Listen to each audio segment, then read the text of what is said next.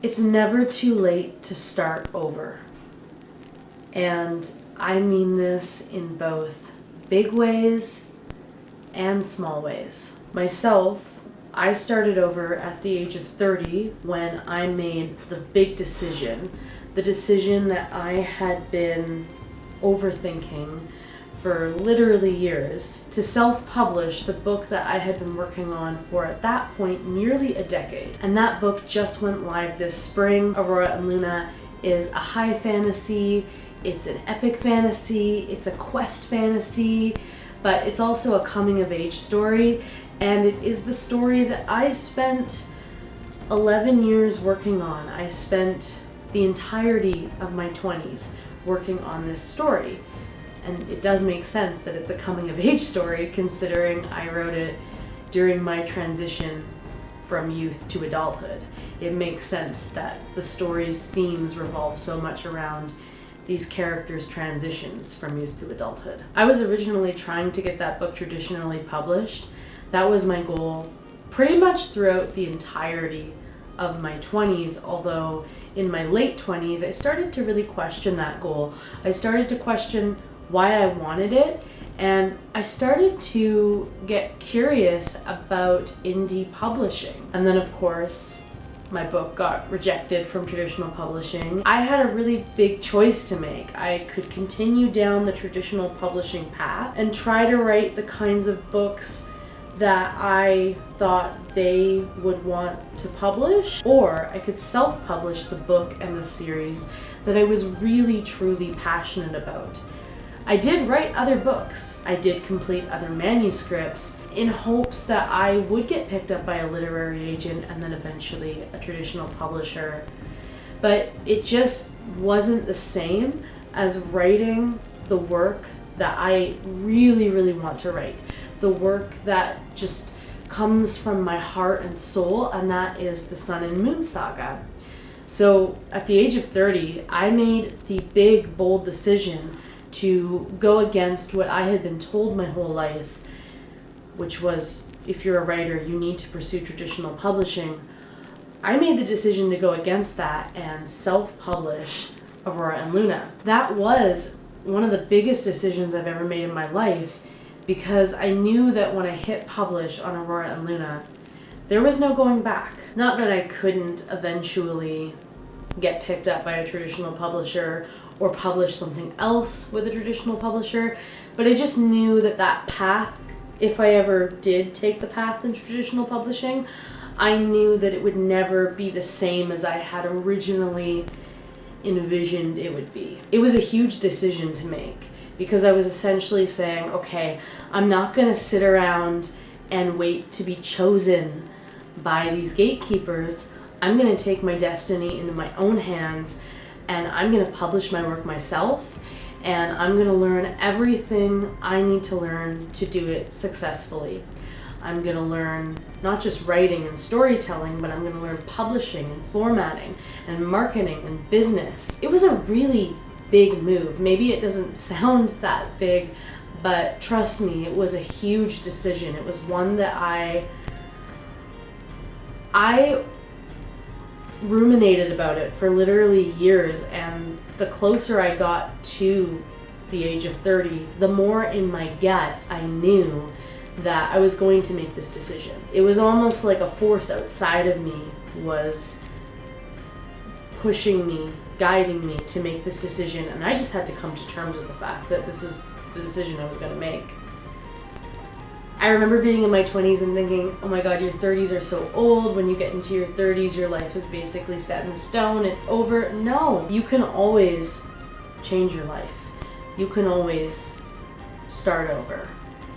It's never too late. And you can do this in big and small ways. At times, I've made huge changes in my life. Changes that basically were me restarting my entire life. And those can be really powerful moments, but it can also be really powerful to make the small changes that you want to make. You know, sometimes it's not about restarting your entire life. Sometimes it's just about making tiny little changes. You can start over both on the macro and on the micro. And the micro is what I am doing here with this YouTube channel.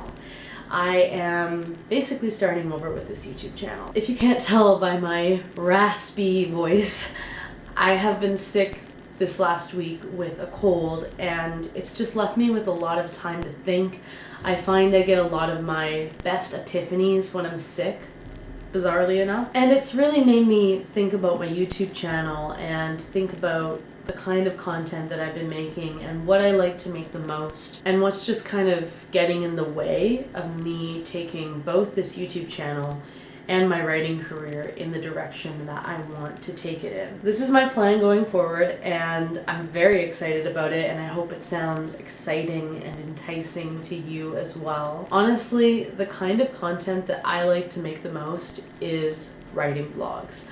I like to just set my camera up and just talk kind of off the cuff. Maybe I have some notes that I'm looking at, but I like to just talk and kind of be my raw, authentic, day-by-day self. I really want this channel to be the real life of a fantasy author, the real, authentic, everyday life of an artist. A lot of the themes and the ideas that pop up in my fiction very organically, a lot of the struggles that the characters have to go through, a lot of the problems they have to solve internally, those are things that I am sorting out in my real life. There's often a big overlap between those two things, and honestly, if you enjoy these vlogs, if you enjoy my YouTube channel, if you enjoy just hearing me talk, if you enjoy my perspective, then you'll probably enjoy my fiction.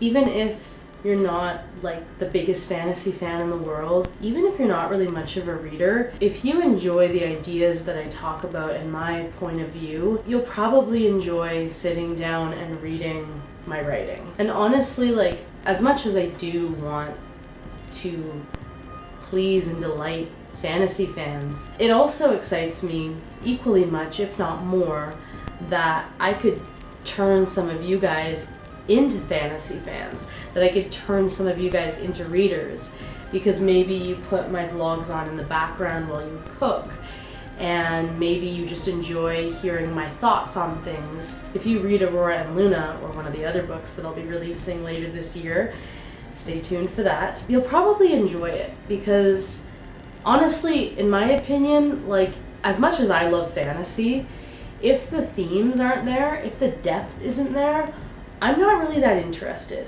Like, yes, I love mermaids and dragons, and yes, I love magic, but if you have all that and you don't have the themes and you don't have the depth, there's not really any glue. I want to read about a human experience. I want to read about something that makes me think. I want a book that sticks with me after the fact, and that's what I aim to write. Across all of my projects, from my high fantasy series, the Sun and Moon Saga, to my Baroque pop band, Ghost of a Girl, the overlap is depth, introspection, self-reflection. So that's why I want to show up on this channel. I used to write a lot of nonfiction, and that was a sort of therapy for me, but vlogging has kind of replaced that. I find I get that same kind of expression of ideas, but I'm doing it in a more fluid, less permanent way. Like, maybe one day I will turn some of these ideas into a nonfiction book, but I would rather experiment with them through a medium like a vlog, because a book has such a permanence to it. Whereas a vlog, I mean, this is the real life of a writer, and this is me just figuring things out. Figuring out my stories, but also figuring out myself, and figuring out how to navigate this world, this capitalist world, as a writer, as someone that's not motivated by money, as someone that's motivated by their desire to make art. How the heck do I navigate this world as an artist? So yeah, I've decided I'm gonna put out a weekly writing vlog. I'm not going to be too perfectionistic about it. Every now and again I might miss a week, and every now and again I'll put out a different kind of video, and next week's video will in fact be a very different kind of video. Actually, next week I will be releasing my secret project, so be sure that you've hit the notification bell so that you don't miss that, Because I've been talking about the secret project for like, I don't even know, 8 months now, and I'm finally going to be releasing it next week. But yeah, I'm going to be putting on a video every Sunday morning, and whether or not it's your Sunday or whether or not it's the middle of your work week, I just want you to come and join me and have a nice refreshing cup of tea, and we'll just chit chat and we'll just have a bit of an energetic reset, and I'll just share with you what's floating through my head as I go about my life as a fantasy author and as an artist. I am currently drinking a delicious chai tea with some honey because, of course, I have this cold. I'm just at the end of it now, so I am starting to feel significantly better, which I'm so grateful for. After this, I am going to eat some lunch. I've just got it heating up on the stove, a delicious mango dal. I love dal so much. So yeah, I'm gonna go and eat my lunch, and I'm gonna play, wait for it, some Pokemon Heart Gold. I just beat Pokemon Leaf Green the other night. I woke up totally unable to sleep, and I was like, I'm just gonna go and destroy the Elite Four and my rival right now. Then I started playing Heart Gold, which I've never played before, but I did grow up playing Pokemon Gold, so it's very, very, very nostalgic for me because it's basically the same story, but just revamped with modern graphics. I guess it's not really modern anymore, but modern at the time that it came out.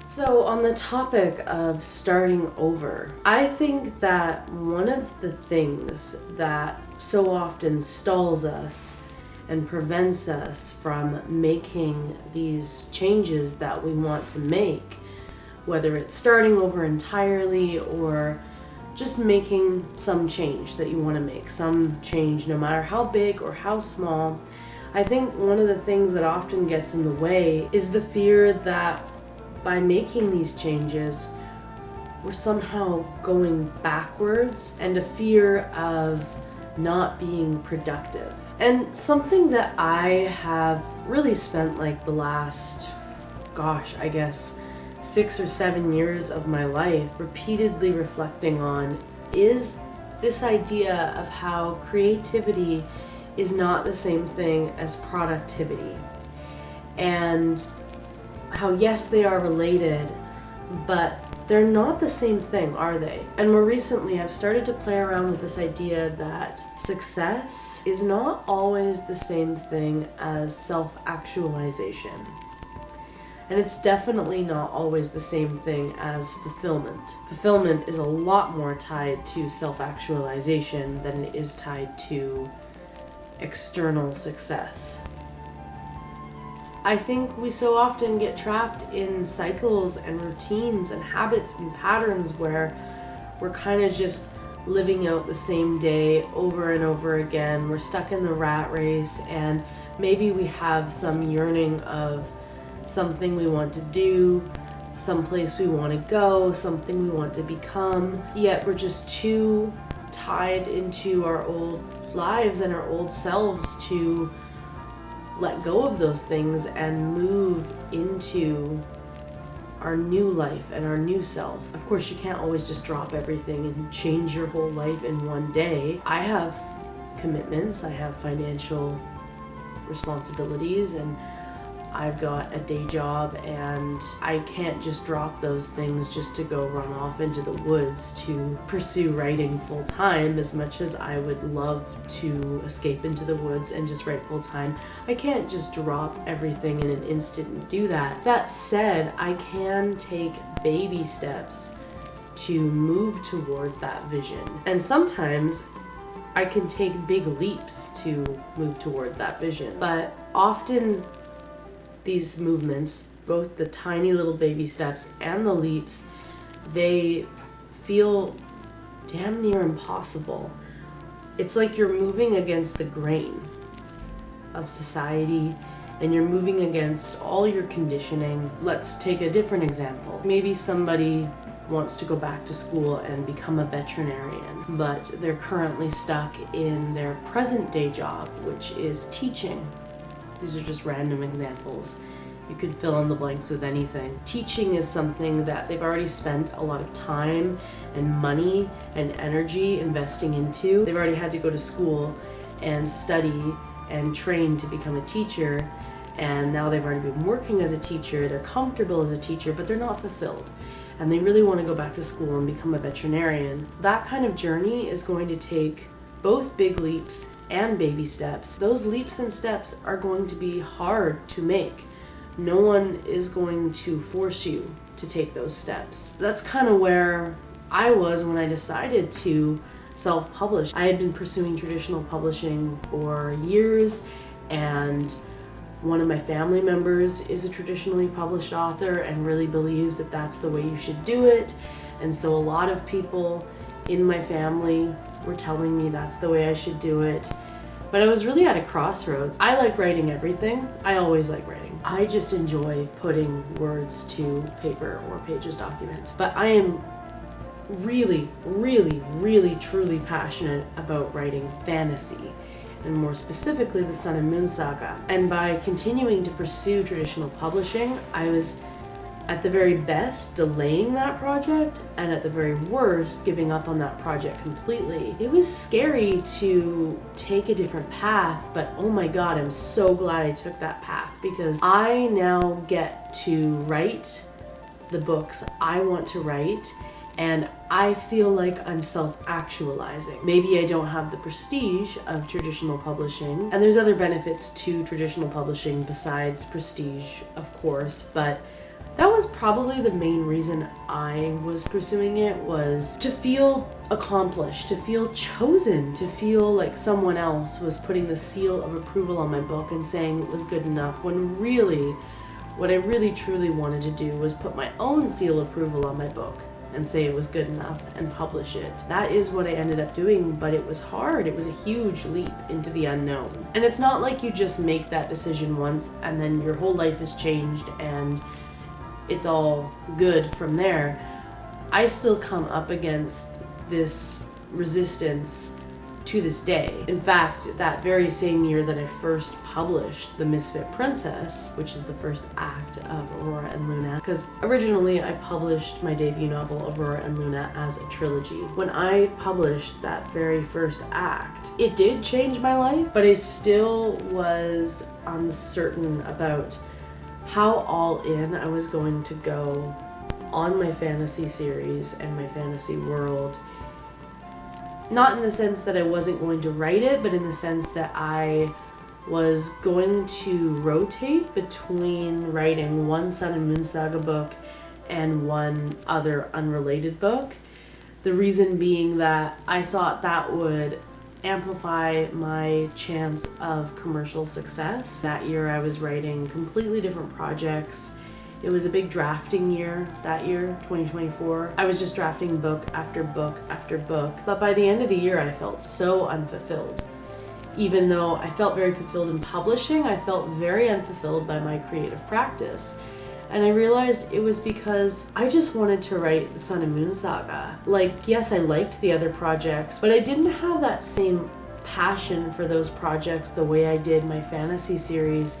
And so at the end of the year, I decided to just go all in on the Sun and Moon saga. I just decided to commit to it, and that was what I was gonna write, and I was just gonna write book after book and publish them one after the other until the series was done, and then I could write something else. I just decided to let all those other books go and focus everything on the Sun and Moon saga. And there was a real clarity that came with that. I didn't feel so scattered. I felt like I had focus and direction. And then shortly after I made this decision, I actually started to look forward into the future and think about, okay, how long is it going to take me to write all these books? These are not the kind of books I can bang out in less than a year. I need at least 2 years for these books. So because these books are multi-year long projects, and because there's going to be so many of them, I'm not going to give a definitive number yet because I just don't want to commit to anything. I do have an idea of how many there will be. I did the math and I realized that just writing these novels, and of course short fiction as well, but having this project be the focus of my writing practice and taking a few years per book. I'm in my early 30s. It's probably going to take until I'm like 60 years old to do all of these. I realized it would take me a long time and that it was good that I was actually getting started now. And I think that is kind of the tricky thing about making big changes in your life, changes that feel like you're starting over or like you're going backwards. It's so hard to zoom out and think about the cost of not making the change sooner. We get more concerned about the cost of making the change, but really usually there's a greater cost to not making the change sooner, as challenging as it can be to make these changes. I know that self-publishing for me was scary. Letting those other projects go, those other projects that might have been easier to market than this big epic fantasy series, letting those go, that was scary. And now I'm getting to this really interesting point where, because I released Aurora and Luna first as a trilogy and then I re-released it to an outsider, people just kind of looking at my life from a distance, it looks like I've been very productive because, in a sense, I have put out 4 books in the past 2 years. Yeah, 2 years. 2 years and a bit. Now, of course, I didn't really put out 4 books.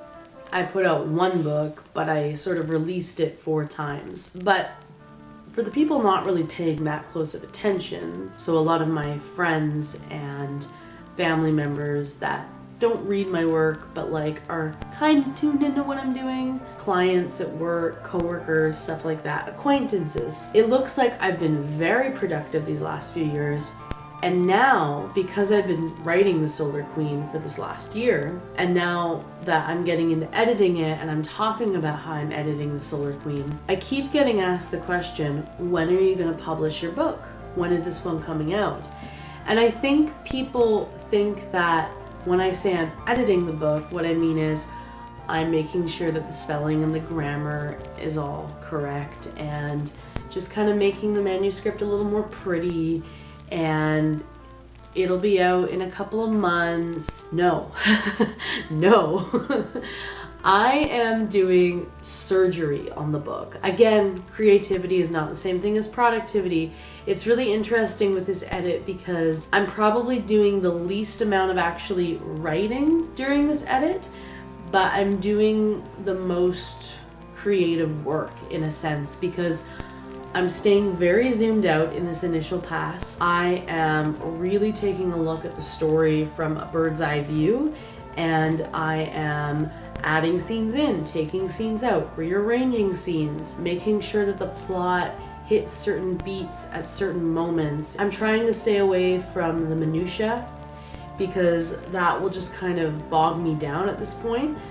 Those edits will of course come later, but right now this is about staying zoomed out and really just looking at the whole big picture story. And this is just the first edit. This is just the tip of the iceberg. Yeah, this whole developmental editing process, not even the line editing, just the developmental editing, I anticipate that it will take a year, and then I anticipate that it'll be 6 months for line edits, and then I anticipate that it'll be 6 months for copy edits and proofreading and final touches, and then I'll need another few months to format it and do marketing. So like this book, let me see. Yeah, if I'm doing my math correctly, I don't think this book will come out until 2028 at the earliest, maybe even 2029. A lot of people in my life, most of them well-intended, are shocked by this. And it's hard not to feel like I'm not being productive enough, I'm not putting out enough, I'm not producing enough. But really, I'm being very productive in a different sense. Maybe not in sort of the capitalism sense. You know, from a capitalist point of view, I would put out 4 of these books a year, but then they wouldn't be very good. I'm not saying you can't rapid release and have it be a good read, but for what I'm trying to do, it would not be a good fit. I think that can work for a certain kind of book, but definitely not for the Sun and Moon Saga.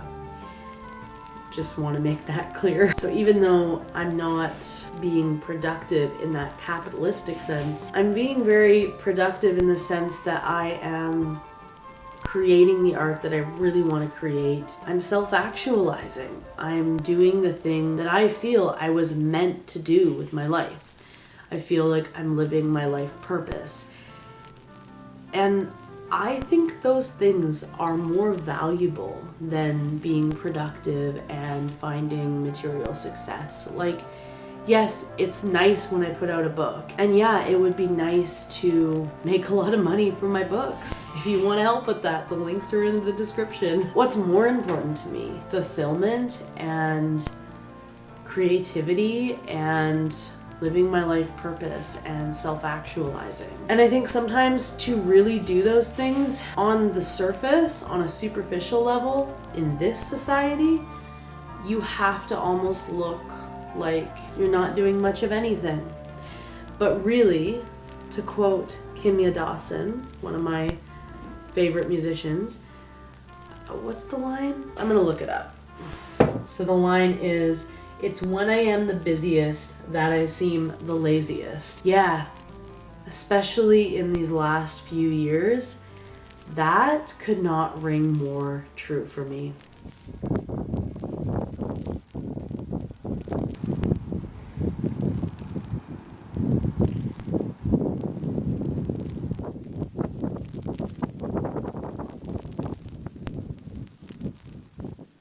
I'd like to leave you with this. What is one change you would like to make, big or small? What do you need to let go of in order to make said change? And what are you calling in? Who do you want to become? You can use these questions as journaling prompts, or you can simply ponder them as you move through your week.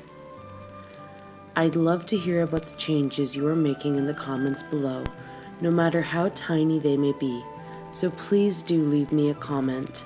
I always love hearing from you guys.